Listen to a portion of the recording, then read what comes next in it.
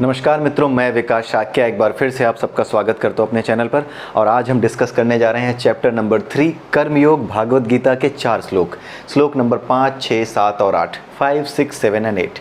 ठीक है, लेकिन हर बार की तरह आज का वीडियो शुरू करने से पहले भी मैं आपको बता दूं कि अगर आपको भागवत गीता के श्लोकों को सही से समझना है, भागवत गीता के जितने भी चैप्टर्स हैं उनमें सही से क्या श्लोक में क्या कहा जा रहा है, किस श्लोक में क्या कहा जा रहा है, अगर ये ठीक से समझना है तो आपको दो चीज़ें बड़े ध्यान से समझ लेनी चाहिए। पहली चीज़ तो ये कि चैप्टर नंबर 13 और 14 से भागवत गीता के सबसे पहले चैप्टर नंबर 13 और 14 से परा अपरा प्रकृति के 3 गुण, प्रकृति के 24 तत्व, मन, बुद्धि, अहंकार, शरीर के 5 कोश, इन 5 कोशों पर इन प्रकृति के तत्वों का और प्रकृति के इन गुणों का क्या प्रभाव पड़ता है, किस तरीके से ये हमें अलग अलग तरह के कर्म करने पे प्रकृति के गुण विवश करते हैं, उसके बारे में आपको समझ लेना बहुत ज़रूरी है। अगर आप 13th और 14th चैप्टर को ठीक से समझ जाते हैं तो उसके बाद अगर आप 3 उपनिषद और पढ़ लेते हैं, केन उपनिषद, मुंडक उपनिषद और मांडुक्य उपनिषद, अगर ये 3 उपनिषद और इन 2 चैप्टर्स के अलावा पढ़ लेते हैं और उसके बाद भागवत गीता के किसी भी चैप्टर को आप उठाते हैं तो आपको बड़ी आसानी से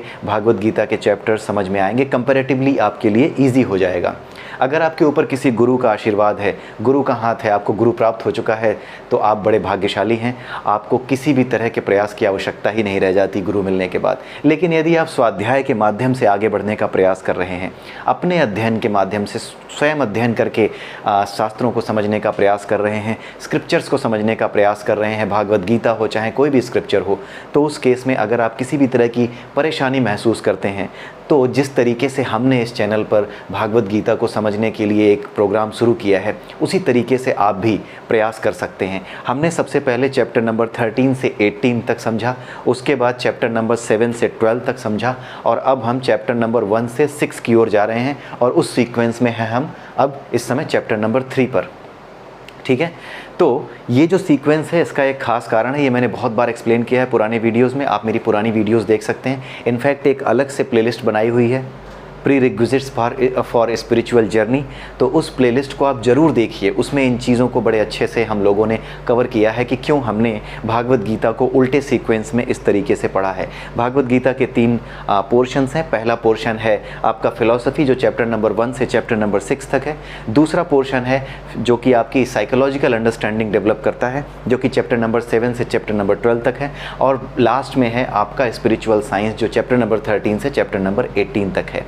तो इन 3 पार्ट्स में भागवत गीता डिवाइडेड है। हमने सबसे पहले साइंस उठाया है, उसके बाद स्पिरिचुअल साइकोलॉजी पकड़ी और अब हम फिलॉसफी पे आए हैं।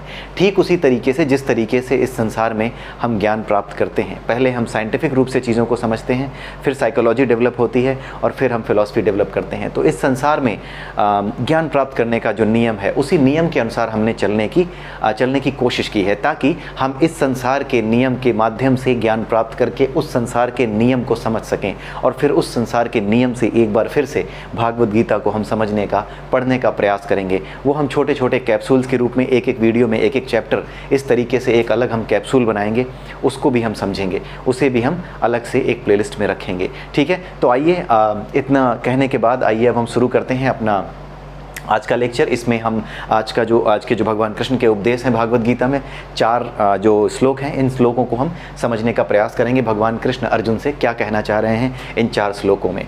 सबसे पहले आइए देखते हैं श्लोक नंबर 5। इस श्लोक में भगवान श्री कृष्ण अर्जुन से कहते हैं कि प्रत्येक व्यक्ति प्रकृति के द्वारा अर्जित गुणों के अनुसार कर्म करता है।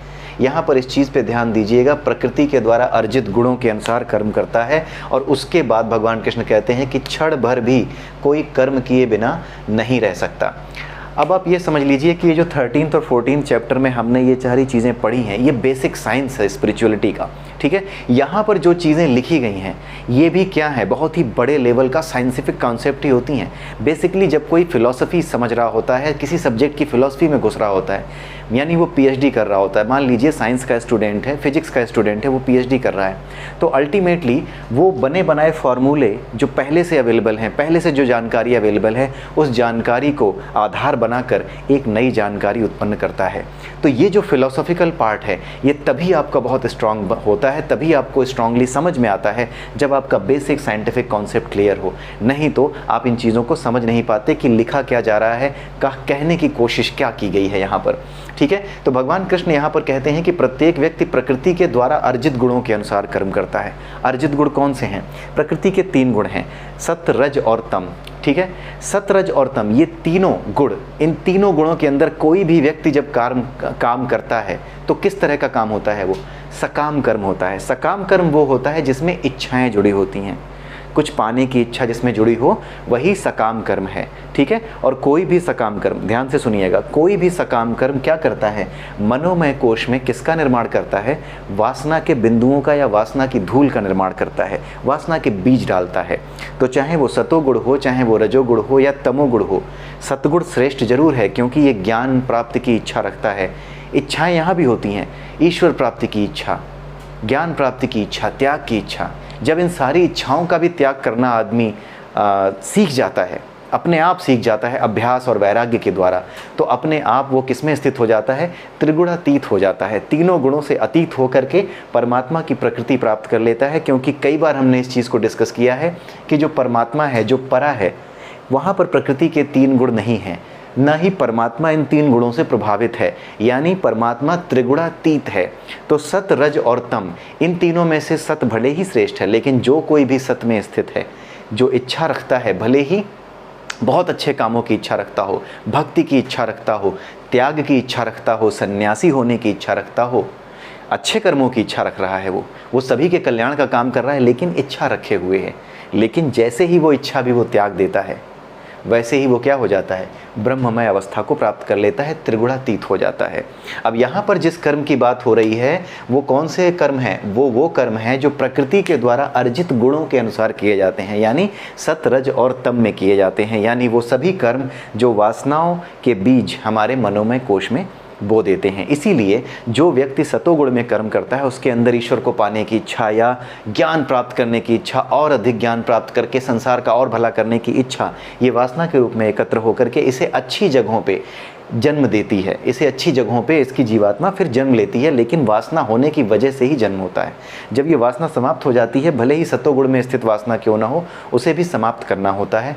जब वो वासना भी समाप्त हो जाती है तब व्यक्ति त्रिगुणातीत होकर के अलग लेवल पे पहुंच जाता है। वो परा के लेवल यानी परमात्मा के स्तर पर पहुंच जाता है। परमात्मा नहीं हो जाता, परमात्मा को पाने की स्थिति, समर्पित होने की स्थिति में आ जाता है। ठीक उसी तरीके से जैसे कि अर्जुन परमात्मा के प्रति समर्पित होने की स्थिति में आ गया था कि अपना ज्ञान, अपनी धनुर्विद्या सब कुछ त्याग करके उसने कहाँ रख दिया? भगवान के चरणों में रख दिया कि मुझे कुछ समझ में नहीं आ रहा, मैं बहुत कुछ जानता हूँ, बड़ी ज्ञान की बातें कर ली। आप सोच के देखिए कितना हास्यास्पद था कि अर्जुन भगवान कृष्ण से कह रहा था ये हो जाएगा, वो हो जाएगा, कुल की स्त्रियाँ दूषित हो जाएंगी, वर्ण संकर संतानें पैदा हो जाएंगी। ऐसे लग रहा था जैसा कितना ज्ञानी हो, लेकिन इतना कहते कहते अंत में धनुष रखता है, बाढ़ रखता है, अपना ज्ञान किनारे रखता है और कहता है भगवान मुझे कुछ समझ में नहीं आ रहा, न योद्ध से गोविंदम, न योद्ध से, मुझसे युद्ध नहीं होगा, मुझे कुछ समझ में नहीं आ रहा। अपना निर्धारित कर्म करने का मैं निर्णय कैसे लूँ, ये समझ में आना ही बंद हो गया है। तो जब अपना सारा अहंकार, अपना सारा ज्ञान, अपनी सारी चीज़ें जब कोई समर्पित कर देता है परमात्मा को,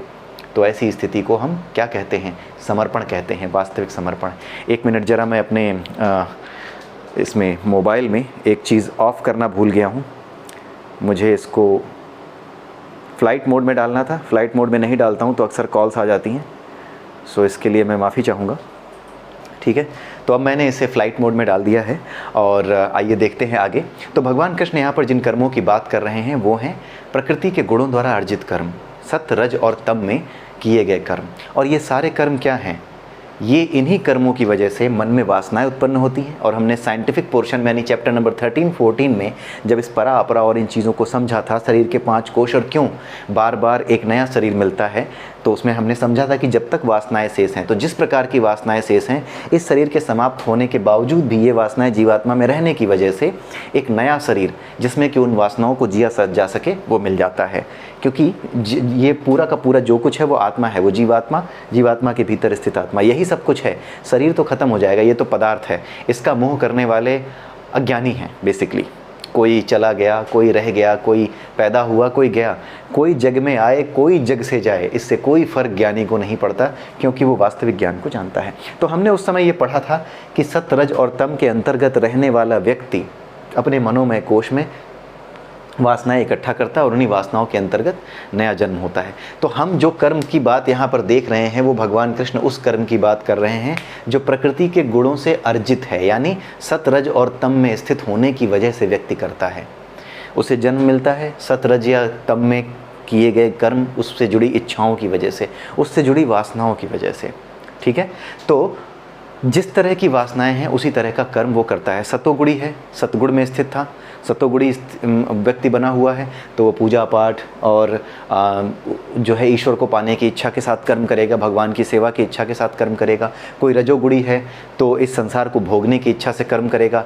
कोई तमोगुणी है तो वो और दुष्ट कर्म करेगा, नीच कर्म करेगा, बिल्कुल ही केवल और केवल अपनी इंद्रियों के लिए जिएगा, उसके लिए उसे किसी की जान लेनी पड़े तो जान ले लेगा, ठीक है। तो इस तरह के काम सत, रज और तम में स्थित होकर के मनुष्य मजबूरी वश करता है, विवश होकर के करता है। यहाँ पर विवश होकर के मैं लिखना भूल गया हूँ, विवश होकर कर्म करता है, ठीक है। ये उसमें श्लोक में है, विवश होकर, यानी वो मजबूर होकर के कर्म करता है, विवशता है उसकी। क्योंकि उसकी व्यवस्था इसलिए है क्योंकि उसने कर्म तो किया, लेकिन अब उसके मनोमय कोश में जो वासनाएं इकट्ठी हुई वो उसके हाथ में नहीं थी, वो प्रकृति है, उसे पता भी नहीं चलता, और उसके मनोमय कोश में वासनाएं इकट्ठी होती रहती हैं। जब वो वासनाएं इकट्ठी होती हैं तो उसी के अंतर्गत, सत, रज और तम के अंतर्गत उसे जीवन मिलता है, और जैसा जीवन मिलता है उसी के अनुसार वो कर्म करता है, यानी विवश होकर के। अगर कोई तमोगुणी है जिसको केवल इंद्रियों से ही मतलब है, कि इंद्रिय सुखों से ही, जीभ के लिए स्वाद चाहिए, बाकी जितनी भी इंद्रियां हैं उनको खुश रखने के अलावा वो कुछ नहीं सोचता, तो ऐसे व्यक्ति के लिए सबसे परफेक्ट बॉडी क्या है? ये हमारे जो प्रकृति है ना, ये बिल्कुल बेस्ट जो सिस्टम होता है, क्लोज सिस्टम, उसका एग्जाम्पल है। ये एनर्जी का ऑप्टिमम यूज़ करती है। अगर आपको केवल इच्छाएं ही, अपनी इंद्रिय इच्छाओं के लिए ही जीना है, तो आपके लिए ये मनुष्य का शरीर, ये जो इंसान का शरीर है, ये उपयुक्त नहीं है।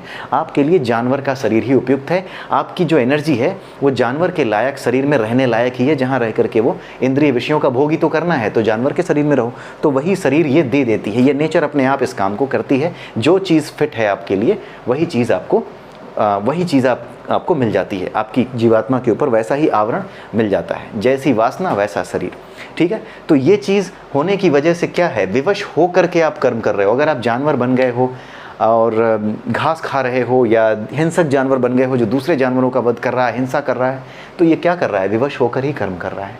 उसी तरीके से सत में, रज में कैसे भी रह करके आप वापस आए हो और अपनी इच्छाओं को, अपनी वासनाओं को फिर से जीने का प्रयास कर रहे हो, तो ये आप नहीं कर रहे हो। ये प्रकृति के गुणों की वजह से जो आपके भीतर, मनोमय कोश के भीतर जो वासनाएं इकट्ठी हो गई हैं, उसके अंतर्गत आपका ये पूरा शरीर, आपका मन आपको उसी तरफ ले जा रहा है। वापस वहीं से यात्रा शुरू हो गई है शरीर मिलते ही, जहां आप छोड़ आए थे। तो इसीलिए भगवान कृष्ण ने ये कहा है कि प्रत्येक व्यक्ति प्रकृति के द्वारा अर्जित गुणों के अनुसार कर्म करने के लिए विवश है। यहाँ पर प्रत्येक की बात की गई है, इसको ध्यान रखिएगा। प्रत्येक की, समस्त लोगों की बात की गई है, यहाँ पर ज्ञानियों की बात नहीं की गई है। ये एक साधारण वक्तव्य भगवान श्री कृष्ण के द्वारा दिया गया है, जो सब पर लागू होता है, ज्ञानी अज्ञानी सभी पर। और ये तो आप समझ ही रहे होंगे कि क्यों होता है, क्योंकि यहाँ पर कर्म की बात की गई है, और कर्म का मतलब सकाम और निष्काम दोनों की बात भगवान कृष्ण कर रहे हैं। सकाम और निष्काम जहाँ यूज़ करें भगवान कृष्ण इंटेंशनली, वहीं पर उनको उस अर्थ में लीजिए। कहीं पर भी कर्म, जहाँ पर सिर्फ कर्म लिखा है, वहाँ पर सकाम निष्काम हर तरह के कर्म की बात हो रही है। जो वासनाओं से अर्जित गुणों के आधार पे कर्म है उनकी भी, और जो निष्काम कर्म है, यानी तीनों गुणों से ऊपर होकर के किए गए कर्म है बिना किसी इच्छा के, तो उन कर्मों को क्या कहा जाता है, निष्काम कर्म। लेकिन जहाँ पर केवल कर्म लिखा है वहाँ इन दोनों कर्मों को शामिल कर लीजिए। इसीलिए यहाँ प्रत्येक की बात की गई है। इन प्रत्येक में वो व्यक्ति भी होते हैं जो निष्काम भाव से कर पाते हैं, इस प्रत्येक में वो व्यक्ति भी होते हैं जो इच्छाओं के वशीभूत हो करके वासनाओं के अंतर्गत कर्म करते हैं। इसीलिए प्रत्येक की बात की गई है, और इसीलिए यहाँ पर निष्काम नहीं, सकाम नहीं, सिर्फ कर्म लिखा गया है, क्योंकि निष्काम और सकाम दोनों तरह के कर्मयोगी यहाँ पर, दोनों तरह के कर्म करने वाले लोग यहाँ पर कवर हो रहे हैं, ठीक है। तो ये चीज़ आई होप कि ये श्लोक आपको समझ में आया होगा। अगले श्लोक पे चलते हैं। 6वें श्लोक में भगवान श्री कृष्ण अर्जुन से कहते हैं कि जो व्यक्ति कर्मेंद्रियों को वश में करता है लेकिन विषयों का चिंतन करता है, वो मिथ्याचारी है। अब आप ये देखिए कि पिछले श्लोक में भगवान कृष्ण ने कहा कि जो व्यक्ति इस तरह के कर्म कर रहा है, सत्में, रजमें, तम में, तीनों गुणों के अंतर्गत कर्म कर रहा है, जब वो ज्ञान प्राप्त करता है, जब वो ज्ञान की तरफ जाता है, जब वो समझने लगता है, जब उसे कहीं से शास्त्रों के माध्यम से ये समझने का मौका मिलता है, गुरु के माध्यम से या किसी भी तरह के सत्संग के माध्यम से उसे ये समझने का मौका मिलता है, जैसे अभी अर्जुन को कन्फ्यूज़न हो रहे हैं, वही बात भगवान कृष्ण कह रहे हैं कि जब किसी व्यक्ति को, मैंने पहले ही बताया कि अर्जुन अर्जुन नहीं है, वो हमारा और आपका ट्रू रिप्रेजेंटेटिव है, सच्चा प्रतिनिधि जिसको कहते हैं, जिसका मन बुद्धि सब कुछ हमारी तरह काम करता है, वही अर्जुन है। और ऐसा व्यक्ति, ऐसा प्रतिनिधि है जो नास्तिकों का प्रतिनिधि नहीं है, जो ईश्वर में विश्वास तो करता है लेकिन पूरी तरह से उसके विज्ञान को समझ नहीं पाया है, वही वास्तविक अर्जुन है। इस समय अर्जुन की वही स्थिति है जो ईश्वर को मानता तो जरूर है, भगवान कृष्ण के अंदर परमात्मा के गुणों को देख तो जरूर पाता है, लेकिन अभी भी वो परमात्मा को समझ नहीं पाया है और उनसे ही प्रश्न उत्तर कर रहा है। ठीक है, तो भगवान कृष्ण अब यहाँ पे अर्जुन को समझा रहे हैं कि तुम जिस स्थिति में आ गए हो कि तुम ये कह रहे हो कि ये तीन गुणों से अर्जित जो कर्म करता है, जब वो ज्ञानी हो जाता है तो वो मुनि बनने का प्रयास करता है। मुनि बनने के लिए वो क्या करता है? मुनि बनने के लिए वो तरह तरह की कृत्रिम विधियों का इस्तेमाल करता है, योग करता है, ध्यान करता है, यम नियम, आसन, प्राणायाम, प्रत्याहार, ध्यान, धारणा, समाधि, अष्टांग योग, इन सब का पालन करता है। लेकिन इन सब का पालन करते हुए अगर वो ज़बरदस्ती अपनी इंद्रियों को अपने वश में कर रहा है कि नहीं, मुझे जो है क्या करना है, आज स्वाद नहीं लेना है, मेरा मन तो कर रहा है कि आज मैं चिकन खा लूं लेकिन नहीं खाना है, रोको रोको रोको, जो इस तरह से अपनी बुद्धि का इस्तेमाल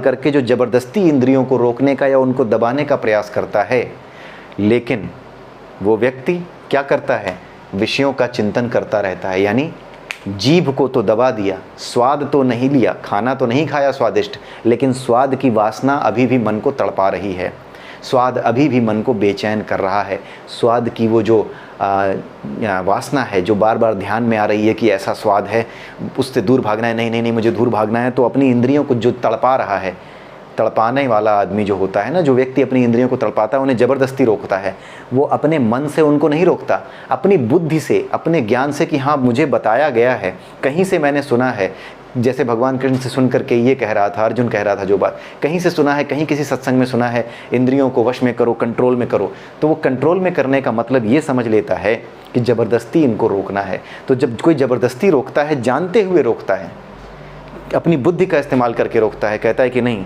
हमारी बुद्धि सही से काम करनी चाहिए, मेरी बुद्धि ये कहती है कि अब मुझे भगवान की तरफ जाना है तो अब मुझे ज़बरदस्ती अपनी इंद्रियों को रोकना होगा।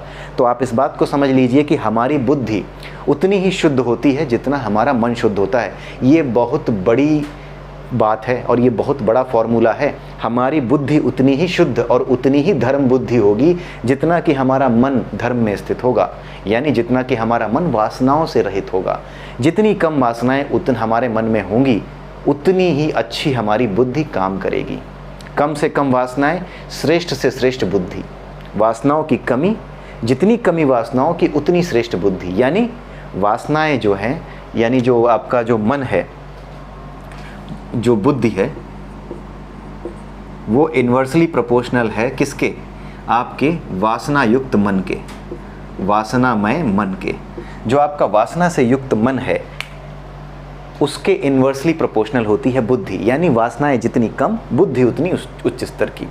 ठीक है, तो भगवान कृष्ण यही कह रहे हैं कि अगर वासनाओं को कंट्रोल नहीं कर पाए, वासनाओं को कंट्रोल नहीं कर पाए, जीभ को कंट्रोल कर लिया, स्वाद की इच्छा नहीं जा रही, तो बुद्धि से तुम उसे रोकने का प्रयास कर रहे हो, अपने ज्ञान से, जो तुम्हें आधा अधूरा ज्ञान है, जो ये कहता है कि ज़बरदस्ती इंद्रियों को कंट्रोल करना है, उनका दमन करना है, उनका संयमन की तरफ तुम्हारा ध्यान नहीं जाता। तो भगवान कृष्ण कह रहे हैं कि ऐसा व्यक्ति अपनी कर्मेंद्रियों को वश में करने का प्रयास करने के बाद भी विषयों का चिंतन करता रहता है, क्योंकि इंद्रियां हमेशा काम करती हैं।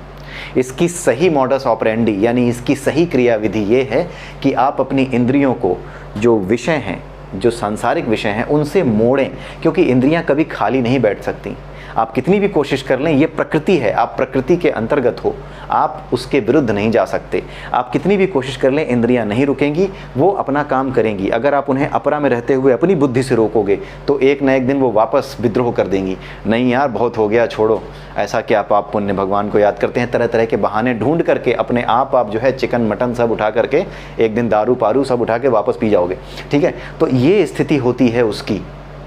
जो व्यक्ति नहीं समझ पाता कि इंद्रियों का दमन और इंद्रियों का संयमन दो अलग अलग चीज़ें हैं, एक नहीं है।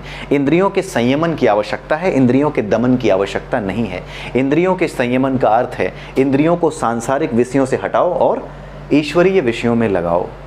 ठीक है, जैसे अपने कामों से अगर अपने हाथों से अगर सांसारिक कर्म कर रहे हो तो सांसारिक कर्म उस समय आध्यात्मिक कर्म बन जाते हैं जब आप उन कर्मों के फल संसार के लिए छोड़ देते हो, जब आप वो कर्म संसार के लिए करने लगते हो, परिवार को उस कर्म अपने कर्मों के फल को परिवार के लिए, समाज के लिए, राष्ट्र के लिए, विश्व के लिए समर्पित कर देते हो।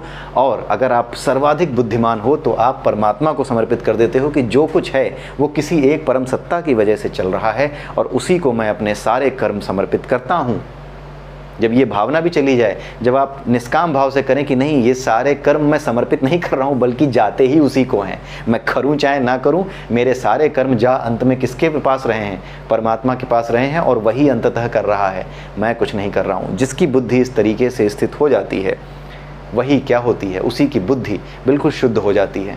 उसी को कहते हैं इंद्रियों के द्वारा संयमित बुद्धि, इंद्रियों के द्वारा संयमित मन से संचालित बुद्धि। मन के टेंडम में जो बुद्धि है वो उसमें आ जाती है, मन के सिंक में आ जाती है। ठीक है, मन भी शुद्ध हो जाता है और बुद्धि भी शुद्ध हो जाती है। तो मन की शुद्धि, बुद्धि कितने अच्छे से काम करेगी, कितनी धार्मिक होगी, ये निर्णय ये डिपेंड करता है इस बात पे, ये निर्भर करता है इस बात पे कि आपके मन में कितनी कम वासनाएं हैं। जितनी कम वासनाएं उतनी श्रेष्ठ बुद्धि, जितनी ज़्यादा वासनाएं उतनी ज़्यादा घटिया बुद्धि। ठीक है, तो भगवान कृष्ण कह रहे हैं कि जो व्यक्ति कर्मेंद्रियों को वश में करके, ज़बरदस्ती वश में करके विषयों का चिंतन करने के लिए मजबूर हो और ऐसा करता हो और बाहर दिखावा करता हो, कहते हैं ना लोग, अरे मैंने छोड़ दिया यार, अब ये सब नहीं यार, अब ना बहुत हो गया यार, अब जो है ना भगवान भगवान भगवान, और कुछ दिनों के पता चलता है कहीं अचानक से तोड़ रहे हैं जो है लेग पीस। ठीक है, तो ये जो व्यक्ति होते हैं ये क्या होते हैं, ये होते हैं मिथ्याचारी। ऐसे लोग मिथ्याचारी बन जाते हैं। गलत नहीं है लेकिन मिथ्याचार है ये। ऐसा नहीं है कि वो गलत कर रहे हैं या गलत रास्ते पे हैं, वो भोले हैं, निर्दोष हैं, उन्हें पता नहीं है, वास्तविक ज्ञान नहीं है। ठीक है, ये बड़ा ही गूढ़ रहस्य है, इसलिए ऐसी गलतियां होती हैं। बहुत से लोग ये गलतियां करते हैं कि इंद्रियों को वश में करने के लिए उनको दमित करना है, उनको अपनी इच्छाओं को मार देना है। नहीं, इच्छाओं को नहीं मारना है, इच्छाओं को ईश्वर की इच्छाओं के साथ जोड़ दीजिए, अपनी कर्मेंद्रियों की दिशा मोड़ दीजिए। आपकी जो दिशा अभी सांसारिक कर्म की ओर है उसे ईश्वरीय कर्म की ओर मोड़ दीजिए, चाहे भक्ति के माध्यम से, चाहे ज्ञान के माध्यम से, चाहे निष्काम कर्मयोग के माध्यम से ईश्वर की सेवा में लग जाइए। अपनी इंद्रियों को ईश्वर की सेवा में लगाएंगे, या तो इंद्रियां यहाँ रह सकती हैं या यहाँ रह सकती हैं, लेकिन खाली नहीं रह सकती, वो काम करेंगी ही करेंगी। ठीक है, तो अगर अपरा में अगर आपने उनको दबाने की कोशिश की भी तो भी अपरा में वो काम करेंगी, अपने व्यवहार के अनुसार, अपने स्वरूप के अनुसार काम करेंगी। इसीलिए आप उनको मोड़िए, उनके स्वरूप को बदलिए, उसे परा की ओर मोड़ दीजिए। जैसे ही आप परा की ओर मोड़ देंगे वैसे ही वो सही काम करने लगेंगी। एक पानी का पाइप है, जब तक गंदे पानी के टैंकर से जुड़ा हुआ है तब तक गंदा पानी दे रहा है, आप उसको निकाल करके अच्छे पानी की तरफ मोड़ दीजिए, साफ कुछ देर में धीरे धीरे करके इसके अंदर की गंदगी साफ होकर के साफ पानी बाहर आने लगेगा। ठीक है, तो ठीक वैसा ही है। तो आई होप कि आपको छठा श्लोक भी समझ में आया होगा। अब 7वें और 8वें को देखते हैं जल्दी से। 7वें श्लोक में भगवान कृष्ण कह रहे हैं, छठे के कंटिन्यूएशन बता रहे हैं। ये बात हम लोग अभी डिस्कस कर चुके हैं। जो 7वां श्लोक है इसको अभी हमने डिस्कस कर लिया है। 7वें श्लोक में भगवान कृष्ण कह रहे हैं कि कोई व्यक्ति मन के द्वारा इंद्रियों को वश में करने का प्रयत्न करता है। अगर कोई निष्ठावान व्यक्ति मन के द्वारा कर्मेंद्रियों को, अभी क्या हो रहा था, अभी बुद्धि के द्वारा हम कर रहे थे कि हाँ भाई हमें पता है, हमें ज्ञान है, कृष्ण ने बताया है, भगवान कृष्ण ने बताया है कि जो मुनि है वो श्रेष्ठ है, तो क्यों ना हम एक काम करें कि मुनि बन जाएं, अपनी इंद्रियों को वश में करना शुरू करें, ज़बरदस्ती उनको रोकने का प्रयास करें। ठीक है, उनके ही नियमन का काम करें। तो भगवान कृष्ण छठे श्लोक में तो समझाते हैं कि ये लोग मिथ्याचारी होते हैं जो ज़बरदस्ती अपनी इंद्रियों को वश में करने के लिए उनको दबाने का प्रयास करते हैं। और अगले श्लोक में बताते हैं कि दबाने का प्रयास न करने वाला वो व्यक्ति जो अपनी इंद्रियों को दबाने का प्रयास नहीं करता लेकिन मन के द्वारा ही इंद्रियों को वश में करता है। मन के द्वारा इंद्रियों को वश में करने का मतलब क्या है? इंद्रियों की दिशा को आप मोड़ोगे कैसे? आप अपने मन को नियंत्रित करके ही इंद्रियों की दिशा को मोड़ोगे। तो मन को नियंत्रित करने के लिए क्या करना होता है? निष्काम कर्म योग का पालन करना होता है।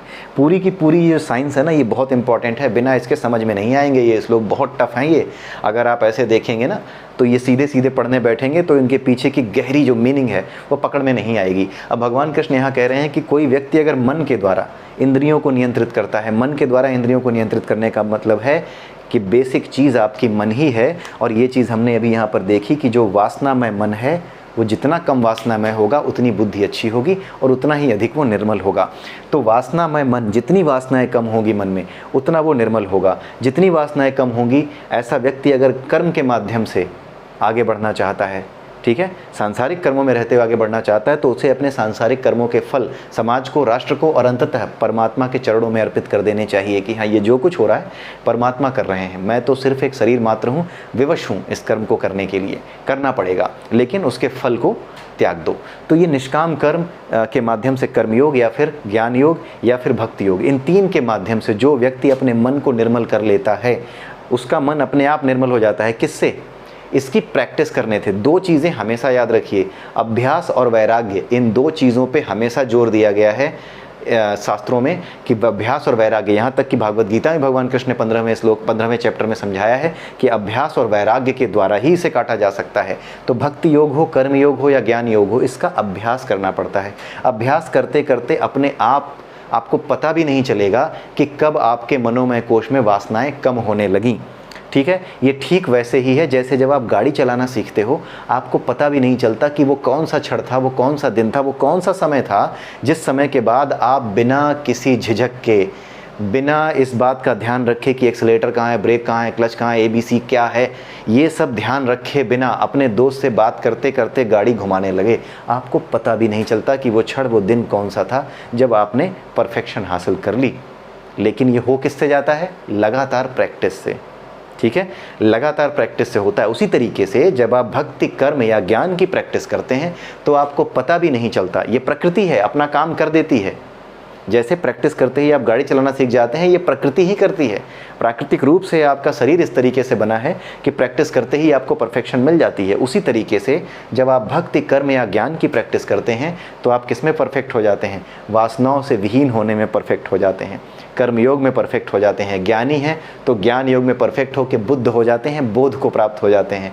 और अगर भक्ति योगी हैं तो भक्ति को प्राप्त होकर के रसखान हो जाते हैं। ठीक है, तो यही चीज़ें यहाँ पर समझाई गई हैं। तो भगवान कृष्ण यही कह रहे हैं कि अगर कोई निष्ठावान व्यक्ति मन के द्वारा इंद्रियों को नियंत्रण में करता है और अनासक्त कर्म, देखिए आ गई ना बात, अनासक्त वही है, मतलब समझाने लायक कुछ ज़्यादा इसमें नहीं है। अगर आपने 13 और 14 चैप्टर पढ़े हैं पहले, इसीलिए उन चीज़ों को हमने कवर किया है, क्योंकि ये सारा का सारा कॉन्सेप्ट, इसको समझने में, पढ़ने में हमारी बैंड बज जाती अगर हमने पहले ये चैप्टर ना पढ़े होते। अब देखिए ये कितने आसान लग रहे होंगे।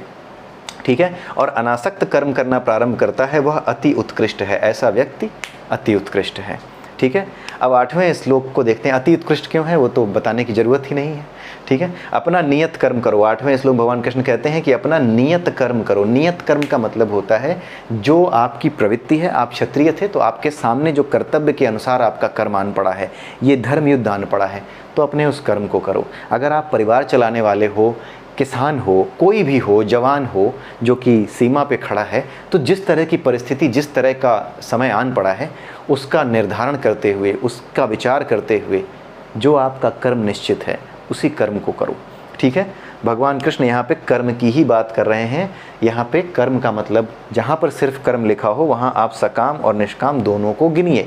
भगवान कृष्ण कह रहे हैं क्योंकि कर्म न करने की अपेक्षा, चाहे वो सकाम हो चाहे निष्काम हो, कर्म ना करने की अपेक्षा, यानी आप ये मत सोचो कि हम कर्म ही नहीं करेंगे तो फल जो है मिलेंगे क्या, नहीं।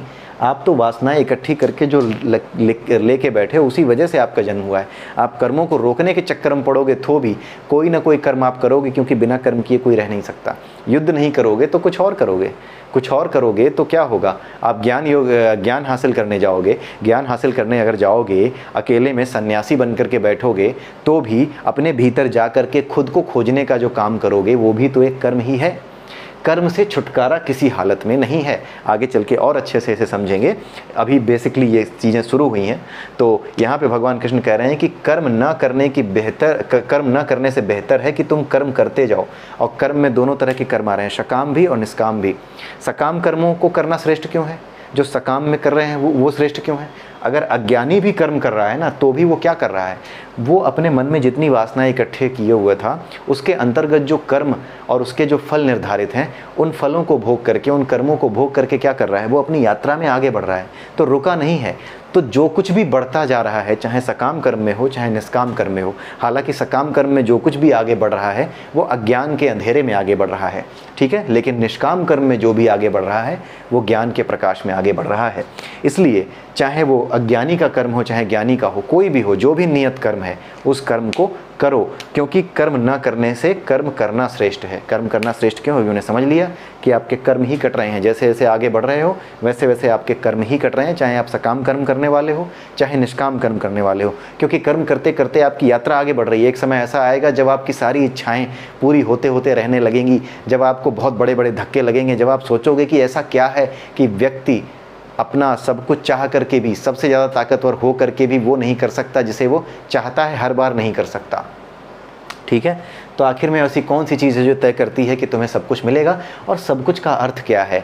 तो ऐसा व्यक्ति जब अपनी यात्रा में होता है कर्म करते हुए, अच्छे बुरे किसी भी तरह के कर्म करते हुए, वो बेहतर है उस आदमी से जो कि कर्म करता ही नहीं है। और वो व्यक्ति जो कि अपनी इंद्रियों को दमन करके कर्म करता है, ऐसे मिथ्याचारी से बेहतर तो वो है जो कि सड़क पे झाड़ू लगा रहा है।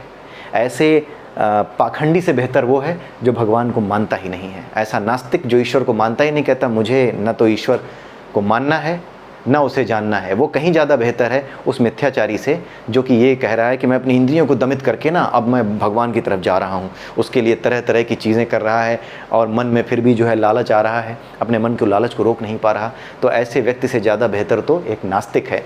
लेकिन नास्तिक भी वो नास्तिक जो कि सच्चा नास्तिक हो, वो नास्तिक नहीं जो कि कहता तो है नास्तिक लेकिन फिर बाद में गालियां देता है भगवान को, कहता तो है कि मैं राम को नहीं मानता। कुछ नास्तिक ऐसे भी आपने देखे होंगे, हास्यास्पद नास्तिक हैं, और ये अक्सर एक विशेष राजनीतिक समुदाय से जुड़े लोग होते हैं। ये क्या कहते हैं? कहते हैं हम नहीं मानते राम, थे राम कहीं थे ही नहीं। लेकिन जब किसी जगह पे जो है हिंदू धर्म पे आघात करना होता है, सनातन धर्म पे आघात करना होता है, तो वो राम पर ही गलत क्वेश्चन उठाते हैं, गलत प्रश्न उठाते हैं। इन मूर्खों से कोई पूछे कि जब राम थे नहीं तो प्रश्न पूछ करके तुम अपना समय क्यों जाया कर रहे हो? तो जो सच्चा नास्तिक होता है वो कहता है कि मैं नहीं मानता, मुझे इन कथाओं में भी कोई रुचि नहीं है, मुझे सिर्फ इस बात में रुचि है कि मैं अपना कर्म, अपना जो व्यक्तिगत जो कर्म है, जो मेरा कर्तव्य है, उसे मैं कैसे पूरा कर रहा हूँ, उसके बारे में जो सोचता है वो पाखंडियों से कहीं ज़्यादा बेहतर है, ठीक है। यानी सच्चा नास्तिक वो नास्तिक नहीं जो पाखंडी नास्तिक है। भगवान को मानने वाले भी पाखंडी और भक्त हो सकते हैं, उसी तरीके से भगवान को ना मानने वाले भी पाखंडी और शुद्ध नास्तिक दो कैटेगरी में होते हैं। कभी भी नास्तिक को केवल नास्तिक में ना गिने, इनकी दो कैटेगरियां हैं, शुद्ध नास्तिक और बदमाश नास्तिक, पाखंडी नास्तिक, दोनों तरह के होते हैं। पाखंडी नास्तिक भगवान को मानता तो नहीं है, लेकिन जब फालतू की बातें करनी होती हैं तो भगवान पे आक्षेप जरूर लगाता है। जब थे ही नहीं भगवान, जब राम को मानते नहीं, तो फिर राम की आलोचना करने कैसे बैठ जाते हो? तो ये विरोधाभास, ये बंदर गुलाटी, ये ऐसे ही विद्वान मार सकते हैं, ठीक है।